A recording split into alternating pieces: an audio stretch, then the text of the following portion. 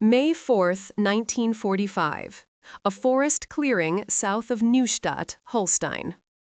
The scent of pine needles is thick, cloying, mixed with the acrid tang of diesel fumes and something else, the metallic smell of cold, exhausted fear. Hanne Vogel, a 21-year-old Oberhelferin in the Luftwaffe Nachrückenkorps, keeps her eyes fixed on the dials of the Fug 10 radio set. The needles quiver, dancing with the ghosts of a collapsing Reich. Rain, a persistent, miserable drizzle, drips from the canvas stretched over the SD Kauf 251's half-track, each drop a tiny drumbeat counting down their final minutes. Her headset crackles with static, a universe of noise where coherent orders used to live. Now there is only chaos. For 3 days, her unit, what remains of it, has been in retreat, part of the desperate flight towards the Danish border. They are a jumble of Wehrmacht, Luftwaffe ground staff, and Waffen-SS, all fleeing the tightening Soviet noose from the east, only to run headlong into the British Second Army advancing from the west. The air buzzes not with signals traffic, but with rumor. Hitler is dead. Berlin has fallen. Donitz is trying to negotiate a surrender, but only to the Western Allies. Every garbled transmission is a prayer or a death sentence. Anything, Vogel? The voice of Lieutenant Ernst Richter is frayed, stripped of its usual parade ground crispness. He stands by the half-track's open rear door, his face a mask of sleeplessness under his helmet. Hanne adjusts the frequency knob with fingers that are numb and stiff. Static, Herr Leutnant. A partial broadcast from Flensburg an hour ago. Something about ceasing all resistance to the British and Americans. Nothing since. A low rumble vibrates through the forest floor, a sound they have come to know intimately. It is not thunder. It is the sound of armor, and it is getting closer. The handful of grenadiers, hunkered down under the dripping fir trees, shift nervously, their rifles held loosely. The fight has bled out of them. You can see it in the slump of their shoulders, the hollows of their eyes. This isn't a battle anymore. It's a reckoning. Another woman in the half-track, a younger Helferin named Leni, begins to quietly cry. She clutches a small wooden bird, a trinket from home, her knuckles white. Hanne wants to comfort her, to say something reassuring, but the words feel like ash in her mouth. What comfort is there? Their world, the only world they have ever known, has been burned to the ground. Her job was to connect voices, to build a web of command across the sky. Now she is presiding over the great silence. Suddenly, a new sound cuts through a static. It's not German. It's English. A calm, clear voice, amplified by a loudspeaker, echoes through the trees. Achtung! German soldiers! You are surrounded. Lay down your arms. I repeat, lay down your arms. You will be treated in accordance with the Geneva Convention. Lieutenant Richter exhales, a long, shuddering breath. He looks at Hanne, his eyes old and defeated. Turn it off, Vogel. It's over. Hanne reaches out and twists the knob. The crackle and hiss of the dying Reich cuts out, replaced by the dripping rain and the inexorable grinding of British tank treads. The silence is profound, heavier than any explosion. She carefully removes her headset, coiling the cord with a precision born of habit. It is a small, mundane act in the face of annihilation. It is the last order she will follow as a signals auxiliary of the German Air Force. Moments later, they emerge from the woods, hands raised. The grenadiers, the lieutenant, and the 3 women of the signals unit, Hanne, Leni, and their supervisor, a severe woman named Frau Keller. They blink in the weak afternoon light, facing a line of Cromwell tanks and infantrymen from the 11th Armored Division. The British soldiers are wary but efficient. Their faces are young, grimy, and utterly weary of war. There is no triumph in their eyes, only a bone-deep exhaustion Hanne recognizes in herself.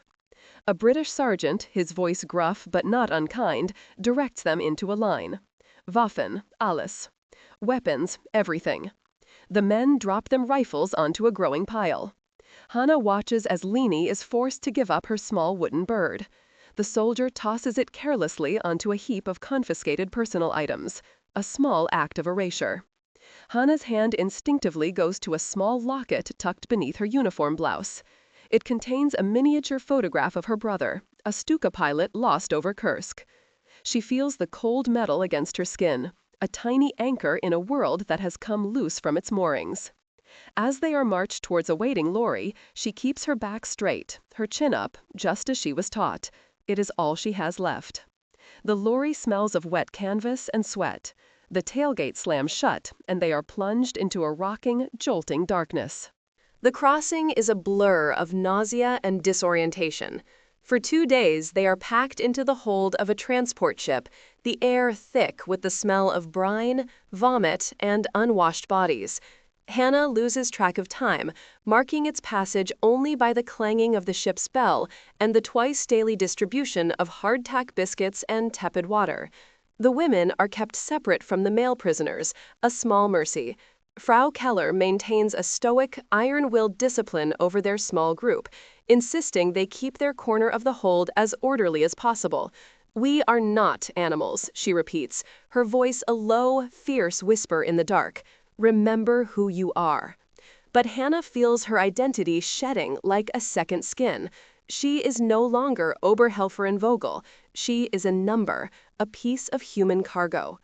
When they finally emerge, blinking into the daylight, the sky is a uniform, oppressive gray. The air is damp and heavy with the smell of coal smoke and sea salt. This is England. A line of drab green trucks waits on the quay, flanked by British soldiers with Sten guns. There are no cheering crowds, no victory parades, just the silent, curious stares of dock workers and the screech of gulls overhead. Their destination is a place of mud and wire, prisoner of war camp 22, in a desolate, windswept corner of Northumberland. The name is merely a number on a sign. To the women who stumble from the trucks, it is the end of the world. Rows of long, black-tarred wooden huts sit squatly behind double fences of barbed wire. Watchtowers stand like skeletal sentinels at each corner. The ground is a sea of churned mud, sucking at their boots with every step. The processing begins immediately. They are herded into a large delousing station, a concrete building that reeks of carbolic soap and disinfectant. They are ordered to strip. For a moment, there is a collective hesitation, a silent, shared wave of shame and defiance. A sharp command from a female British officer, a woman from the Auxiliary Territorial Service with a severe haircut and impatient eyes, breaks the spell. One by one, they undress, piling their worn, field-gray uniforms into wicker baskets. The locket feels cold against Hannah's bare skin. With deft, practiced movements, while her back is turned, she unclasps it, slipping it into her mouth, the small, sharp edges pressing against her tongue. Under the stinging spray of cold water, she is scrubbed down by an auxiliary wielding a harsh brush. It is a systematic stripping of dignity, efficient and impersonal. Afterwards, they are given rough, shapeless dresses of coarse brown wool and wooden clogs. Their hair is dusted with a white delousing powder that makes their scalps itch. They are no longer soldiers or even women. They are inmates. In the next room, an intelligence officer, Captain Miller, sits behind a rickety table. He is young, with tired blue eyes and a passable, university-taught German. He asks for their name, rank, and unit. He is polite, but his questions are probing, designed to sort them into categories: fanatic, follower, conscript. When it is Hannah's turn, she stands before him, dripping and shivering in the ill-fitting dress. Name: Hannah Vogel. Rank and unit: Oberhelferin, Luftnachrichtenregiment 2. He makes a note. Your role? Radiotelegraphist. As she speaks, she carefully maneuvers the locket with her tongue into her cheek. He looks up, his gaze analytical. Did you believe Germany would win the war, Oberhelferin? The question hangs in the air. A test. She meets his eyes, her own gaze level. She will not give him the satisfaction of her despair. My duty was to operate the radio, not to have beliefs, Herr Hauptmann. Miller allows a small, wry smile to touch his lips. He makes a note. Move on. Hannah is herded into a barracks hut, Hut 17. It is long and dark, with a pot-bellied stove in the center and 2 rows of tiered wooden bunks lining the walls. Straw-filled palliases serve as mattresses. This is her new home. She finds an empty top bunk in a corner and climbs up, the rough wood scraping her hands. Carefully, she removes the locket from her mouth, wrapping it in a loose thread pulled from the hem of her new dress. She finds a crack in the wooden wall behind her bunk and carefully wedges the tiny package deep inside, out of sight. It is a secret, a piece of her old life, a microscopic act of rebellion in a world of total control. Later that night, as a cold wind howls outside, rattling the windows of the hut, a voice begins to sing, softly. It is an old German lullaby, a melody of home, of a world that no longer exists. One by one, other voices join in, a fragile chorus of defiance against the dark. The days at Camp 22 settle into a rhythm of monotonous, grinding routine. Reveille before dawn, a watery chicory coffee, and a slice of dense, dark bread. Roll call in the muddy compound, standing in neat rows as the British NCOs count them off, their boots squelching in the ever-present muck. Then, work details. Hannah is assigned to the camp laundry, a cavernous, steamy building filled with the smell of lye soap and wet wool. For 10 hours a day, she scrubs British Army uniforms on a washboard, her hands raw and chapped, her back aching. This is where the real war begins. A silent, subtle war fought not with bullets, but with obstinacy. An order given in English is met with a blank stare, a polite, "Ich verstehe nicht." A delicate wool officer's tunic might be scrubbed just a little too vigorously, emerging from the tub slightly shrunken. A button might be sewn back on with thread that is not quite strong enough, destined to fail at an inconvenient moment. These are small, deniable acts of sabotage, impossible to prove as deliberate. They are whispers of defiance in a world that demands shouted submission. The women form their own invisible hierarchy. Frau Keller, the former signal supervisor, becomes the unofficial camp leader for Hut 17. She is stern, unyielding, a fierce guardian of German discipline. She insists on cleanliness in the barracks, on mending their drab prison dresses as if they were uniforms, on maintaining posture and dignity at all times. Do not let them see you break, she tells them during their brief evening respite. Your spirit is the only thing they cannot put behind wire. It is Captain Miller who seeks to conquer that spirit. He is the architect of the camp's re-education program, a cornerstone of the Allied policy of denazification. Twice a week, the women are marched to a large mess hall for mandatory lectures. Miller stands before them, speaking in his careful German, his tone more that of a disappointed teacher than a victor. He speaks of German aggression, of the Treaty of Versailles, of the illegality of the invasions of Poland and France. The women sit on the hard benches, their faces impassive, their hands folded in their laps. They listen, but they do not hear. Their silence is a wall. Then, one rainy Tuesday, Miller unveils a new weapon. A film projector is set up in the hall. The lights are dimmed, and black and white images flicker to life on a makeshift screen. They are from the camps the Allies have just liberated, Bergen-Belsen, Buchenwald. The camera pans slowly over skeletal figures in striped pajamas, over piles of emaciated bodies being pushed into mass graves by bulldozers. A wave of shock ripples through the hall. Some women gasp. Leni, the young Helferin, begins to sob uncontrollably. Others stare in stony silence, their faces pale. Hannah feels a cold sickness churning in her stomach. She had heard rumors, whispers of camps in the East, but she had dismissed them as enemy propaganda, the same kind of lies their own newspapers printed about the British and the Soviets. But the images are undeniable. After the film, the hull is utterly silent. Captain Miller steps forward, his face grave. This, he says, his voice quiet but carrying to every corner of the room, this is what you were fighting for. This is the truth of the system you served.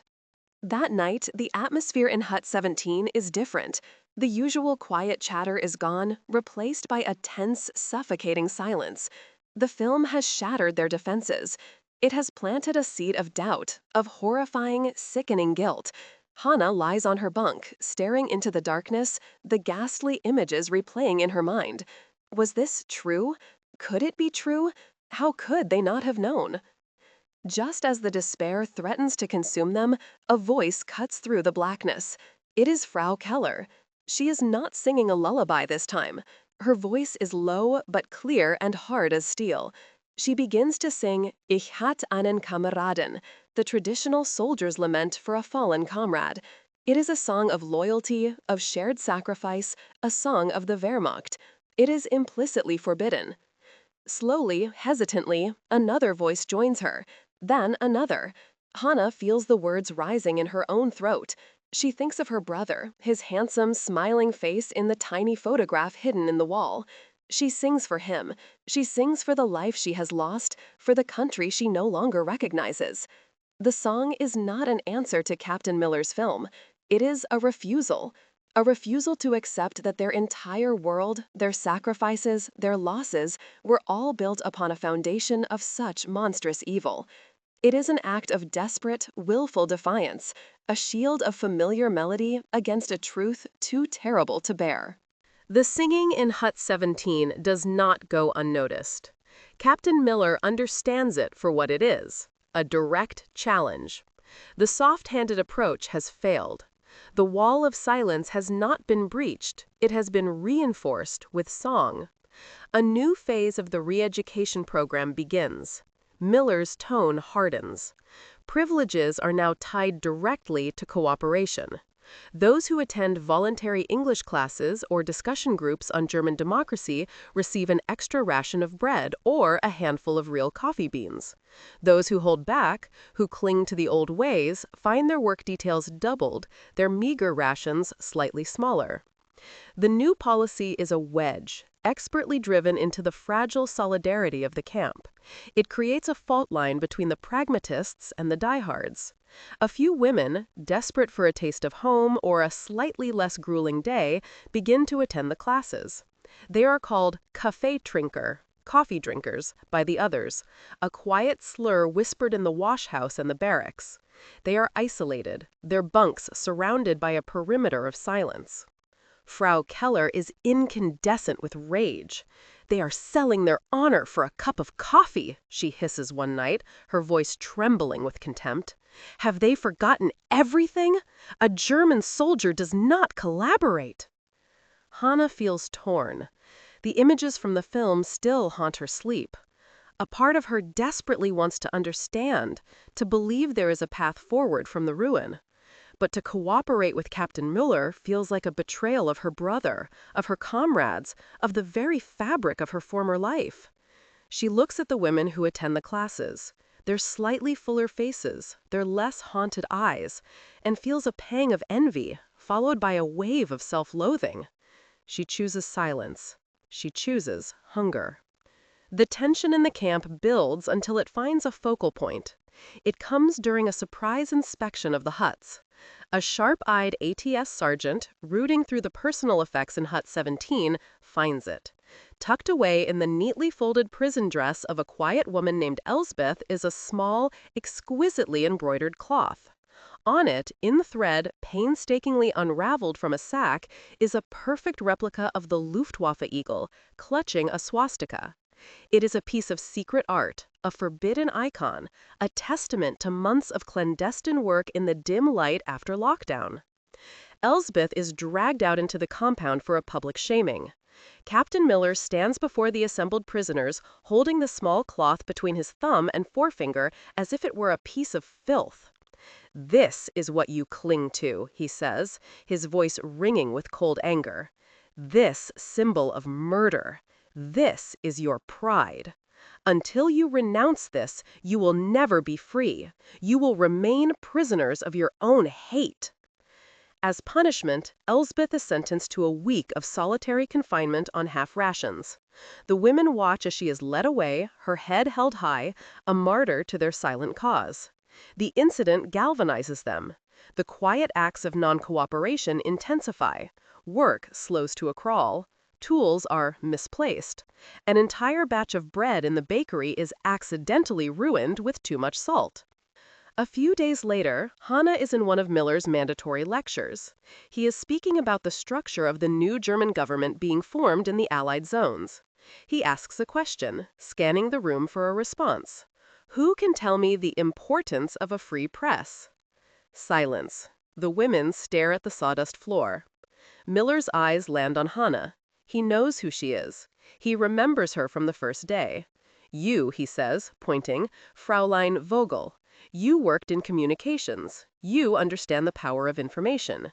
Answer the question. In English, please. This is it. A direct order. A public test. All eyes in the hall are on her. She can feel Frau Keller's gaze burning into her back. She can mumble something, pretend to try, feign ignorance. It would be the safe path. But something inside her hardens. The image of Elsbeth being led away, the memory of her brother's photograph, the defiant songs in the dark, it all coalesces into a single point of resistance. Hanna rises slowly to her feet. She does not look at the floor. She looks directly at Captain Miller, her expression calm, her posture erect. The entire hall holds its breath. She opens her mouth, and in a voice that is perfectly clear, steady, and devoid of any accent, she replies in formal, precise German. Es tut mir leid, Herr Hauptmann. Ich spreche kein Englisch. I am sorry, Captain. I do not speak English. The lie is audacious, absolute. It is a slap in the face, a gauntlet thrown down in the sawdust-covered floor. A gasp goes through the assembled women. Captain Miller's face flushes, a flicker of disbelief and fury in his eyes. He has been publicly and profoundly defied. The silent war of whispers has just found its voice. The silence in the lecture hall stretches for an eternity. Captain Miller stares at Hanna, his jaw tight. He knows she is lying. He has her file. He knows she was a senior NCO in a technical branch where a grasp of English was a distinct advantage. Her perfect German pronunciation, her unwavering gaze, it is all a carefully constructed performance of defiance. For a moment, Hanna expects him to explode, to call out the lie, to have her dragged away like Elsbeth. Instead, he does something else. He takes a slow breath, his expression shifting from anger to a kind of weary resignation. Setzen Sie sich, Fräulein, he says quietly. Sit down. Then he turns to the rest of the room. The lecture is over. Hanna's punishment is not solitary confinement. It is something more practical, more grinding. She is reassigned from the laundry to a permanent detail digging drainage ditches at the northern edge of the camp. It is brutal, back-breaking work in the cold Northumberland rain designed to break her body, if not her will. Every morning, she and a small group of other uncooperative women are marched out with picks and shovels, spending the day knee-deep in mud and clay. But her act has changed something in the camp. It was not a grand rebellion, but it was public. It was a line drawn. The café trinker find themselves more isolated than ever. The subtle resistance among the other women becomes bolder. There is an unspoken solidarity with the ditch-digging crew. A piece of bread might be secretly slipped into Hanna's pocket at evening roll call. A cup of hot, weak tea might be left for her on her bunk. Frau Keller gives her a single, sharp nod of approval, the highest praise she is capable of giving. As the weeks turn into months, a strange stalemate settles over Camp 22. Captain Miller continues his lectures, but the fire has gone out of them. He sees now that he is not dealing with a simple lack of information. He is dealing with identity, with a deeply ingrained sense of self that has been forged in the crucible of nationalism and war. He cannot erase their language, their memories, their loyalties with films and lessons. He can command their time and their labor, but their minds remain an unconquerable territory. He can win their submission, but never their conversion. The war in the Pacific ends. The world outside the wire begins to heal, to rebuild. The talk in the camp shifts from defiance to the future. Rumors of repatriation begin to circulate, first as whispers, then as concrete facts. The women are being categorized, processed for their return to a Germany they can barely imagine, a Germany of rubble, divided and occupied. The re-education program is quietly abandoned, replaced by practical lessons on navigating the bureaucracy of the Allied zones. The focus is no longer on changing their souls, but on preparing them to be cogs in the new machine of reconstruction. One crisp autumn morning in late 1946, Hannah's name is called. It is her turn to go home. She goes through the out-processing, the reverse of the humiliating ritual of her arrival. She is handed a set of civilian clothes donated by a charity and a set of discharge papers. She is no longer a prisoner. Her last stop is Hut 17. She goes to her bunk, now stripped of its polyos. With trembling fingers, she reaches into the crack in the wall. The small, thread-wrapped locket is still there. She clutches it in her palm, the metal warm now, a tangible piece of her past that she has carried through the void.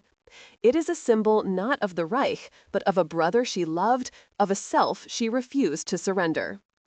As she walks toward the main gate, she passes Captain Miller. He is standing near the administrative building, watching the latest group of women depart. Their eyes meet for a brief moment. There is no animosity in his gaze, only a deep, professional weariness. He gives her a slight, almost imperceptible nod. It is an acknowledgement, not of victory or defeat, but of a struggle that had no easy answers. Hannah walks out of the gate of Camp 22, a free woman. The wind off the moors is cold and clean. She does not know what awaits her in the ruins of her homeland, but as she walks down the muddy road toward the waiting train, she holds her head high. She lost the war. She lost her country. She lost her youth. But in the quiet, desperate war of whispers, in the small, unseen battles for dignity fought in the laundry rooms and lecture halls of a forgotten prison camp, she had not lost herself. And in the end, that was a kind of victory.